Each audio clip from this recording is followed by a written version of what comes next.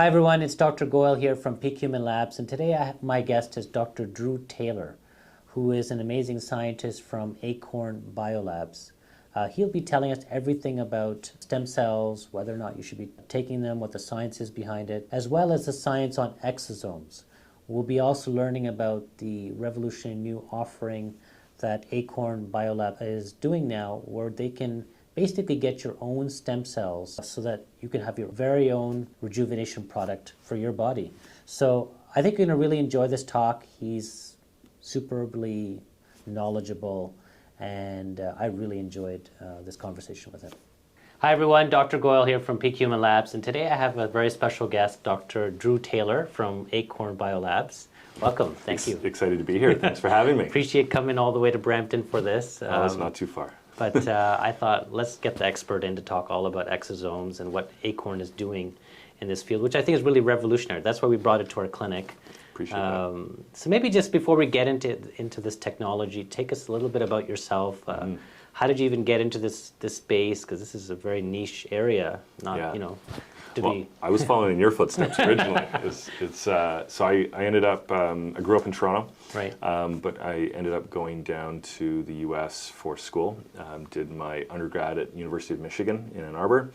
I ended up working hard and finishing up my undergrad a little bit early, so I jumped right into a master's program there in molecular cell developmental biology. So did a lot of stem cell work looking at regenerative medicine, and was going to head off to medical school after that. Now, the reason why I'd gone down to the U.S. was actually also to play baseball. So I got invited to, and had an amazing experience playing for the University of Michigan. And coming out of that, I had, was going to stay in Michigan for medical school. Had been accepted, was very excited, but I also got offered a contract to play for the Blue Jays at the same time. So it caused a little bit of a conundrum. I can see that. Yeah, I mean, I was very excited to be a physician, but at the same time, you only have one shot really to see if you could make it. And I do come from a baseball family. My dad played professional baseball and went back and got his MD. So I figured I do have time to do those things, but this is my one shot to see if I'm going to make that leap at, or that run at professional sports. Right. So I went in and I actually talked to the dean, and I said, a little naive back then probably, but I asked if I could potentially do both and play baseball and then, maybe miss some class. I'd been doing it in my undergrad, obviously a little bit naive back then to think that that would be possible at med school. There's so much in-person practice that's needed, and you know that better than anybody. So, the answer was obviously no, but what I think he did appreciate was what I was trying to do, was basically keep momentum on both sides of my life. And so he actually suggested, have you thought about doing a PhD instead? It's a more flexible program, less in-person practice. Obviously there's a lot of lab work to do, but you can kind of do that in spurts and then use the time while you're playing to write up that work. And so I very quickly applied to PhD programs. One of the schools that I was lucky to be accepted at was the University of Toronto. So I was, I signed a contract with the Blue Jays. So I thought. And you're from here too. I'm from here, yeah. So this is home, right? It was great. So I started a PhD in Biomedical Engineering at the University of Toronto. Yeah. Wow. And that's where I would say I got exposed to the therapeutic development side of things. But you were already interested in stem cell regenerative medicine, Yes. even in a master's program. Yeah, that was my focus of my master's. So it made a tremendous amount of sense, and it was great because University of Toronto and Toronto in general is really a mecca, honestly, for stem cell scientists, and some great work has gone on there. Even the discovery of stem cells was in Toronto. So. Surrounded myself with amazing people. Originally, I started focusing on regeneration of cartilage tissue, and so I was working with the orthopedics department at Mount Sinai Hospital in taking some very interesting animal studies that had been conducted quite successfully in cartilage regeneration, and taking that work and starting to work with human cells. So really, translating it into human models. It didn't go perfect, as you can imagine. I got my clinic fixed, which was great, though. I was going into the OR, taking biopsies of patient cells and bringing them back to the lab to see if in practice we could create the functional tissues that one day could replace the metals and plastics we use in arthroplastic surgery. Right. And so, fake knees, fake hips. And so, as you can imagine, the patient population that we were getting these cell samples from was skewed to be elderly. Older, yeah. Right? For sure. All of the animal studies that had been run were from animals that were the same age, basically teenagers, the animals' teenage years. Got it. So they had all been done in these young models. And so now we're going into human models, but the age has shifted tremendously. And so we saw it, right away. The human cells were not performing as well as the animal models, and really the biggest contributing factor to that, after a lot of work, to save you some very boring reading, but it came down to age, right? We were dealing with older cells, had nothing to do with the species differences. And so we ended up, Mount Sinai is a fantastic hospital, has a lot of complex cases that they treat there, and so we ended up getting a very wide array of different ages. And so we really zeroed in on that, the earlier we have access to your cells, the better chance we have of being able to create functional tissues in the future. So let's maybe let's rewind a little bit from the types of stem cells that are in the body, and just, there's mesenchymal, or I assume there's, skin-based or hair-based stem cells, and what are the differences between these types of stem cells, and are they all useful in regenerative medicine? Well, let's remove stem cells for a minute, right? Okay. And let's just talk about cells, period, right? If you think about cells in our body, we all come from, at one point, one cell, right? That magic moment, sperm meets egg, and that gives rise to every single cell in our body. And so I like to think of cells in general as a mountain. At the very peak, the top of that mountain, sperm meets egg, that cell can and will become every cell type in the body. And as it chooses which face of the mountain to start to kind of roll down, you end up getting stem cells that are specialized. Right, differentiated, right? So they can't become everything, but they can become many things. And mesenchymal cells is a good example of that. They're about halfway down that mountain, maybe a little bit closer to the top, and they can become cartilage, fat, bone, a number of different tissues. Hematopoietic stem cells is another lineage that is linked to blood cells. And so we have these different, cells that kind of reside halfway up that mountain. On the bottom of that mountain, the ring around the base, is all of the final cell types. Kidney, liver, skin, you name it. And so stem cells in general is really targeting a cell that has the ability to become multiple types of cells. But even more specifically, the way we define a stem cell is the ability for that cell to divide or to bud off a daughter cell, create another cell that can go and differentiate and become a cell, and maintain the ability to continually do that. Is it unlimited? Is this unlimited? I mean, because can't every cell divide? Like there's Hayflick limit or whatever. Every cell's dividing. But you're saying these stem cells can divide. So they have a greater ability to do that, right? Nothing is infinite. Right. Nothing is infinite. Nothing in this world. Right? Nothing in this world is infinite, right? Is this hundreds, thousands, millions? What are we talking about? Well, I think that for us, what we look at is a lot of the changes. Every time you divide a cell, there's potential risk for mutations. The telomere length starts to shorten. Right? A number of these things happen. Some cells have higher levels of certain factors that allow them to limit the losses when they divide, but they still are doing that. And so you can have a embryonic stem cell that can do that many, many, many times, right? I don't think that we can, I can't define it for you today on is it hundreds of thousands of times or what, but it is many, many times over, right? Because ultimately, think about it, that one cell gives rise to the billions of cells that we have in our bodies. On the other hand, though, when we end up having cells that are performing a task in our bodies, it even varies from cell type to cell type. So certain cells, like skin cells, do have an enhanced ability to divide and create many, many versions of themselves, bud off, right? Like our progenitor, we call them progenitor skin cells, and the stem cells in our skin have the ability to do that better than other cell types, like neurons, for instance. Right. So it depends on what you target.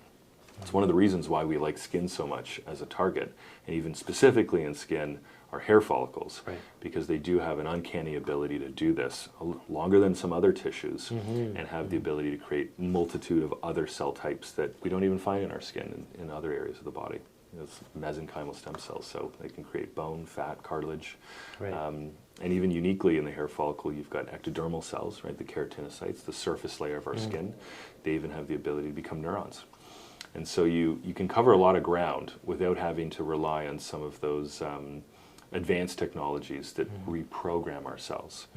And that's if you think about that mountain we discussed, right? The idea of reprogramming a cell is taking a cell at the bottom, right? So say a skin cell, and rolling it all the way back up to the top of that mountain. And at that point now it has those characteristics of that moment when sperm met egg, and it can become any cell type in the body.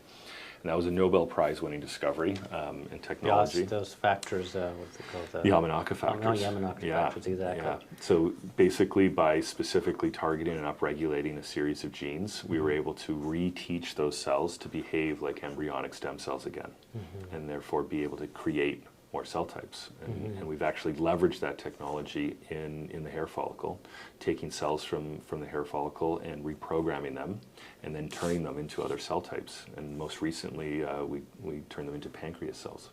Oh wow! Right. So this. I know we're going to get in. This is a whole other area I'd love to talk about. So you're saying beyond what Acorn is doing right now with this hair, exosome product, which we're going to talk about too.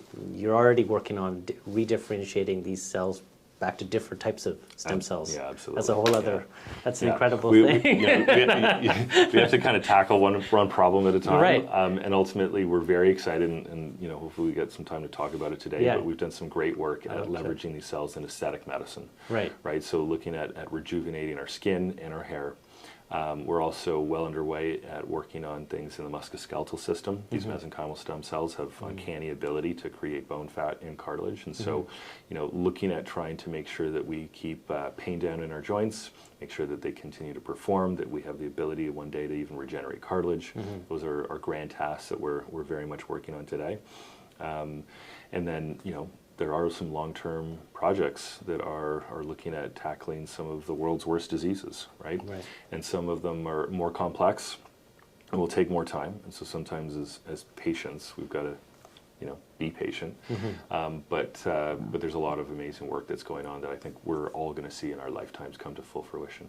So let's take it back. You said that you're.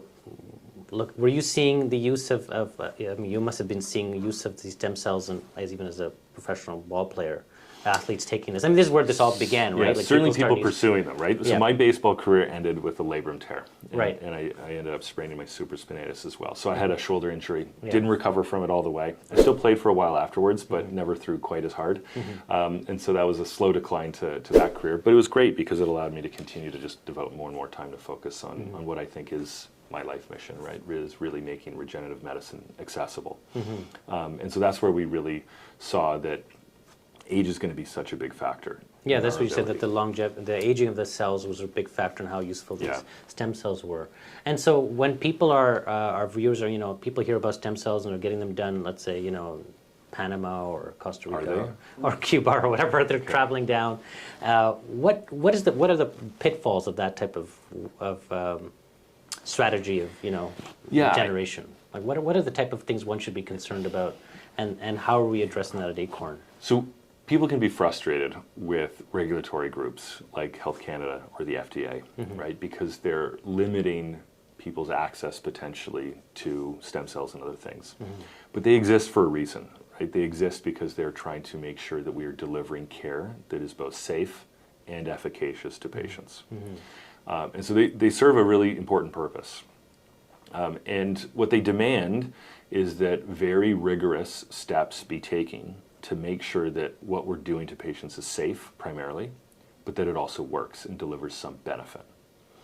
When you go outside of those territories and you leave North America or Canada and the US, and you start to pursue things in countries that don't have the same rigor or rules around that, you are exposing yourself, unfortunately, to greater risk. And you don't know what you're getting, because transparency is not exactly something that I think these groups are known for. Many of them, I think, are trying to help people, right? And I think that their goals are positive, right? They want to deliver good care to patients, but not all of them do. And it's very hard to tell the difference between them. It's hard for even me as an expert to tell the difference sometimes. Right. And it's because of that transparency. There's just not enough information, like detailed information and studies that they're producing to actually show what they're doing is going to help you. On top of that, you have to have cells to deliver a cellular regenerative medicine therapy. And the big question is, where are these stem cells coming from? When we're thinking about a pharmacology like a drug, we're worried about it getting a chemical or a compound and its purity, and we're manufacturing that in a lab. In regenerative medicine, the starting material is not a compound, it's now cells. And so where those cells came from is paramount. Let's say if they came from, someone donating cord blood, umbilical stem cells, for example. What could be the risks of taking somebody else's stem cells? Yeah, one of the big risks is rejection, right? So you can reject those cells because they are foreign to you. And now a lot of these groups will claim that umbilical cord cells are protected from immunogenic responses.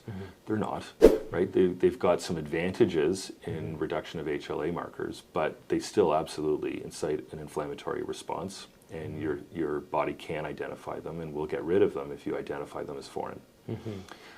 And from what I have seen, I don't think every group is looking at matching things necessarily as rigorous as we do. And so that's a huge issue, right? And I have seen patients that have come back from trips to places in Central and South America, with signs of they have massive inflammatory responses. Yeah. In fact, I was just speaking to one of our partner physicians the other day that that patient is now going through treatments for the treatment that they ended up going down and receiving. Oh, wow. So it can be quite dangerous. Rejecting those cells is definitely a big issue because it can leave you in a poorer state than when you went down there. And so I think that a lot of the trend has been now to move to these exosomes, which, if you can maybe just explain for our viewers what are exosomes, but because I think in general, theoretically, they seem to be safer. Is that not correct? So they are definitely safer, but they are not ultimately purely safe, right? And so we can react to a lot of different things, and you don't need a complete cell to incite an inflammatory response. Also, exosomes, let's define an exosome work, right? So an exosome is something that buds off of a cell. Think of it as a delivery system or packaging. An exosome itself does not have inherent therapeutic value, but it's delivering something that may or may not. Right? Exosomes are used in a lot of ways by our cells to excrete waste, to deliver messaging, to deliver growth factors, to deliver mRNA signaling, so genes. They can even carry full segments of DNA and plasmids. So these are packages that have a great influence on our cells and still can carry foreign genetic material. And so when you think about, again, that donor issue, receiving donor exosomes, it is possible that you're delivering foreign DNA. Now, when we're thinking about exosomes in the world of aesthetic medicine, it's topical. And so there has been cases of people's complexion changing from receiving donor exosomes. Oh, wow.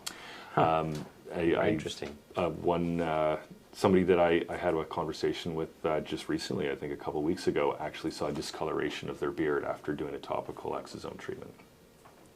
The FDA has approved the use of topical exosomes, right? So no, they haven't. Oh, okay. The FDA does not approve formally topical applications in cosmetic medicine.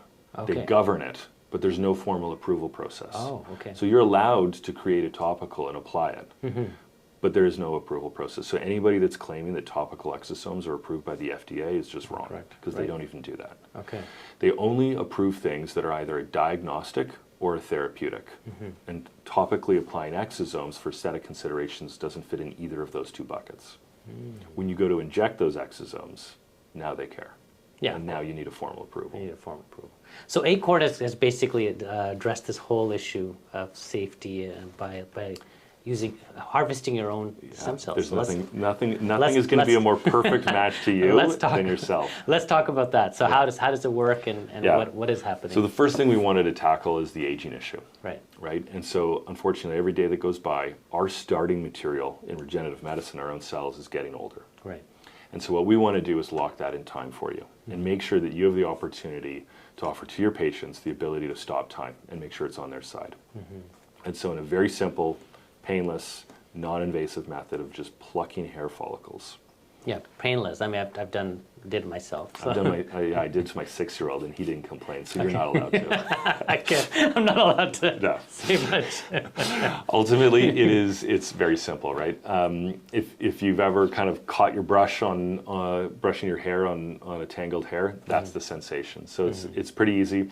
And you can access fantastic cells, multiple germ layers of cells. And actually, inside the hair follicle is our repository of skin stem cells. And how many would reside approximately? Is this one stem cell that resides per, or is this hundreds? No, it's hundreds per hair follicle. Potentially even thousands. Okay. Right. So it all depends on the individual and their age and on a bunch of different factors. Yeah. Right. Interesting. Yeah. Okay. So we can take those cells, yes. and what we do is we freeze them in time, right? So if you've seen Terminator 2, where the big liquid nitrogen tank, freezes everything. Minus 200, or what is it? Minus 196 to be specific, degrees Celsius. Right.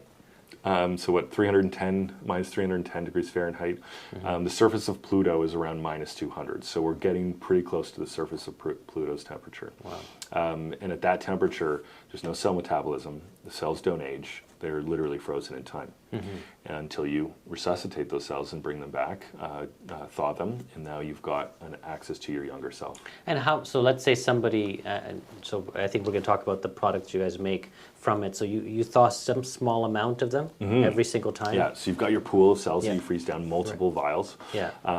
And that you do that at your clinic right now for patients, right? So that is the opportunity for them to lock in those cells. But a small amount of them can get pulled out, and we actually grow those cells in our laboratory and allow those cells to release growth factors, exosomes, and matrix molecules, the building blocks of our skin, collagen and all of those great things that we need for youthful, How do good you skin.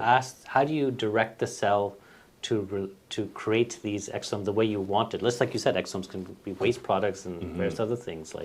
How do you do that? So cells are smart, right? And they pick up on their environment. So if you put them in the right environment, when you're culturing them in the lab, they will produce those things en masse. Okay. And because, for us, I think that there's a number of advantages of using your own cells. One, above, far and away, it is the safest thing that you can do. Right, as opposed to using donor cells. But also, when you use donor cells, you're trying to treat a lot of people with a single sample, because you've got a donor that's donating this.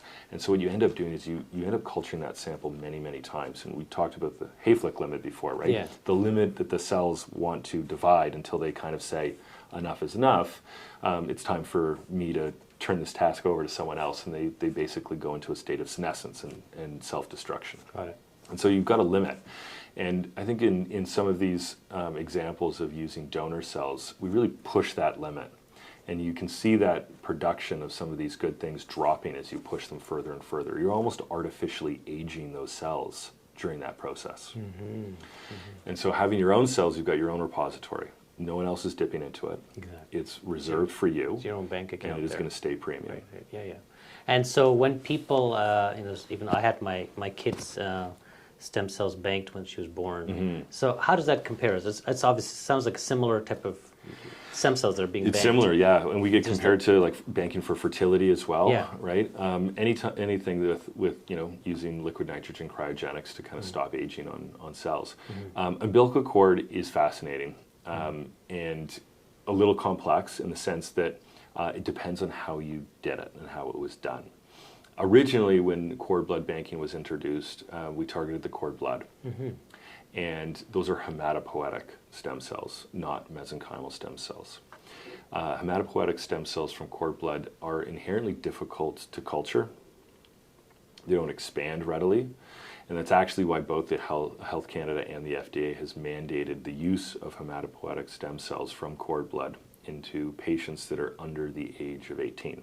Has nothing to do with the longevity of those cells being frozen and everything to do with that we only really get yields to treat a child, right? Oh, okay. You need more to treat an adult. And so expanding the cell number has been a limit. Now we've kind of focused on areas of targeting Wharton's jelly and the cord tissue to access mesenchymal stem cells now.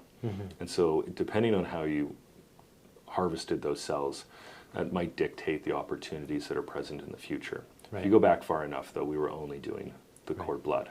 But in this case with Acorn, people can just get, pluck the 50 hairs, get, 200,000 stem cells, and then the company will then basically produce an exosome product that's for themselves. that they can engineered they just can for use as often as they probably could want, like you're Yeah. saying, like every month or 3 months or Yeah, it's something really like up that. to you to advise that patient on what they want out of it, right, and come up with a regime for them. But ultimately, they can go through treatments where you're bringing them in monthly, right? If that's what their goals are.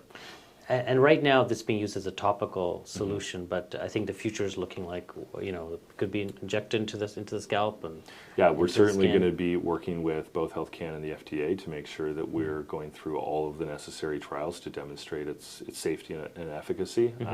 It is right? So there's massive advantages in safety, similar to how patients use PRP today.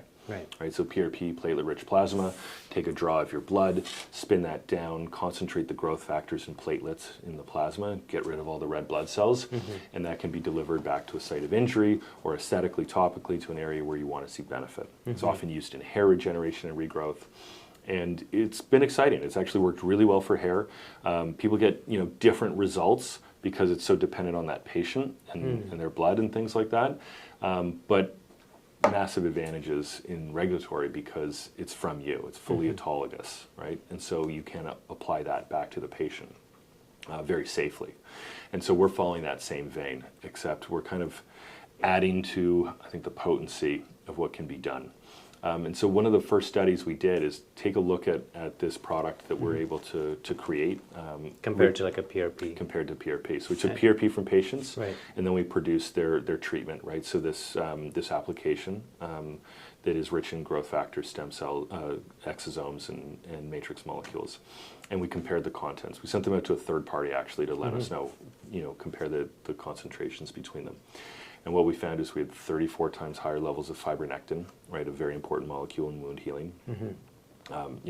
Between 2 and 26 times higher of all the various growth factors. Some of the big hits like VEGF, which is important for hair stimulation, we had 23 times higher levels than PRP.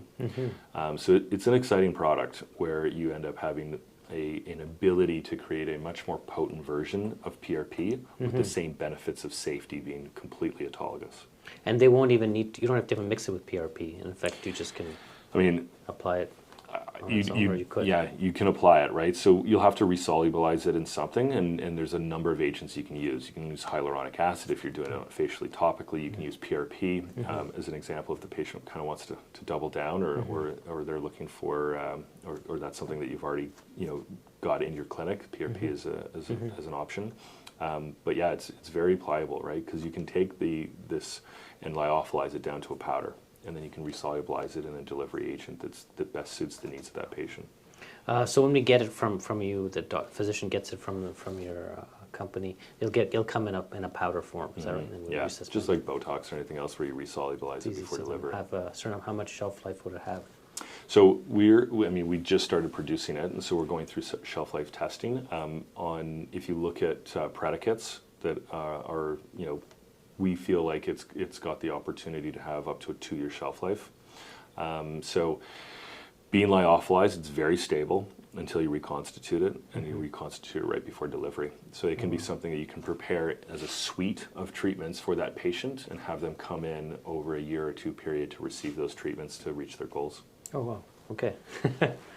Okay. So this is all happening at the same time. Let's now talk about the really exciting stuff about the redifferentiation. That wasn't exciting enough? That's super Okay, exciting, right. but that I can get my head around. I need more. Yeah, I'm just like, since you're here, I'd love to just pick your brain about some of the really exciting stuff about, you said pancreatic. Yeah. You're redifferentiating these cells into different types of stem cells, and so where's that at, and what are the challenges with that? What are some of the issues that you're dealing with here? Yeah, I mean, look at some of these opportunities have the chance to completely change people's lives, right? Tackling some of the world's worst diseases, and there's fantastic regenerative medicine studies going on around the world to target things like, macular degeneration, Parkinson's, Alzheimer's. Yeah, Alzheimer's is even more complicated than Parkinson's, believe it or not, from a regenerative medicine approach. But but people are working on all these different areas, and so having your cells banked is really kind of just preparing you as an individual for making sure that you can access all of them as they come to fruition. We already have things here today like that can treat aesthetic concerns and even sports medicine. And we know the value of these cells in these other avenues because we've turned the hair follicle cells into cartilage, fat, bone, neurons, pancreas cells, and we're now going down a number of different avenues.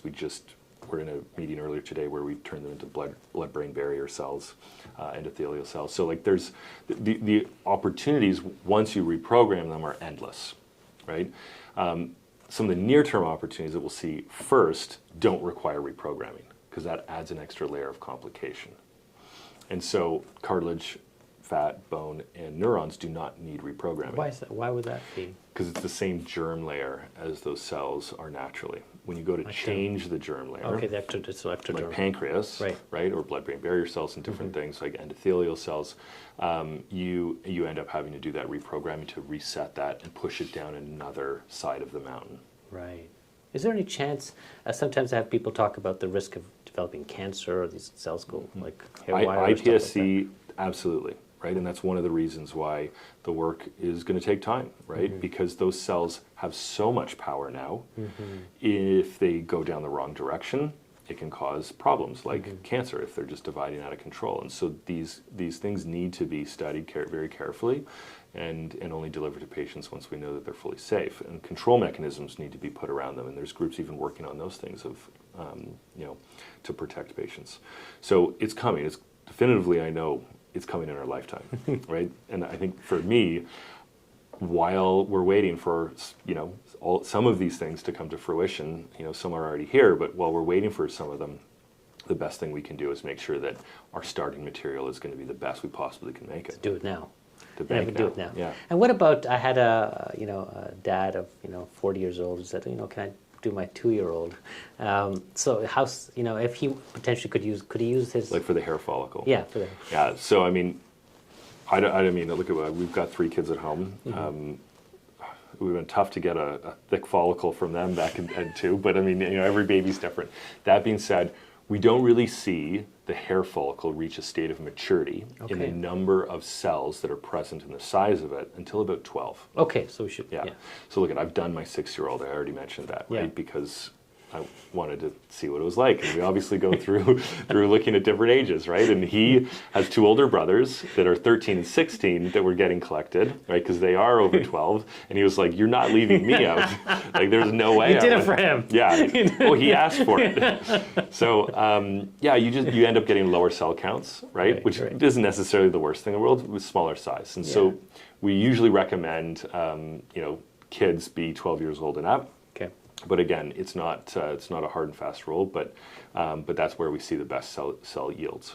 But could let's say a 70-year-old use a young, let's same family? Same family. Yeah. Could that be? So I think you're opening up possibilities on using them topically. Although, like I said, they're not going to be genetically identical. So technically, this is still a donor. Still donor. Yeah. If you received a kidney from a relative, you're still going to be on immunosuppressants. Right. So still a risk here. So there's still a risk. You can't officially say this. I mean, maybe less chance, but still. It's less risk, but there's still always risk. Yeah. So having your own cells is by far and away the number one thing. But also topically is one thing. But when you go to do some of these things that are more invasively, you're going to have to check that person is a perfect match. And often, by putting patients on immunosuppressants, we're exposing them to a whole new set of risks because we're essentially suppressing their immune system, leaving them very susceptible to things like pneumonia not going away, right? And I've definitely seen patients that have unfortunately lost the battle to some common infection because they were on immunosuppressants, and it wasn't even the disease we were treating that ended up getting them. And so those are real risks. And so having your own cells is definitively the way to go. In certain potential non-invasive opportunities that come up in the future, we're always looking at opportunities for people to get the best results. But right now, it's pretty clear having your own cells is the best path forward. Okay, that's a take-home message for everyone.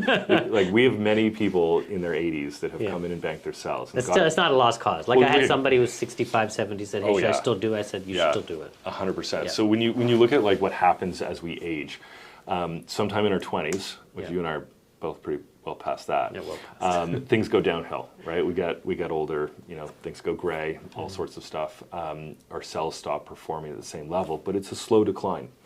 The speed of that decline picks up, depending on the person, on average around 65. We've all met 70-year-olds that are healthier than 50-year-olds, but Sure. like on average. And so we have a lot of people that end up trying to come in and bank their cells before they hit that acceleration in the rate of aging.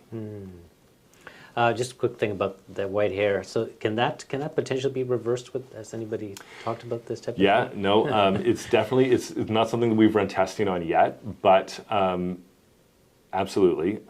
We have the color of both skin and our hair is really governed by these melanocytes that are present in our skin, right? And they dictate the complexion, right?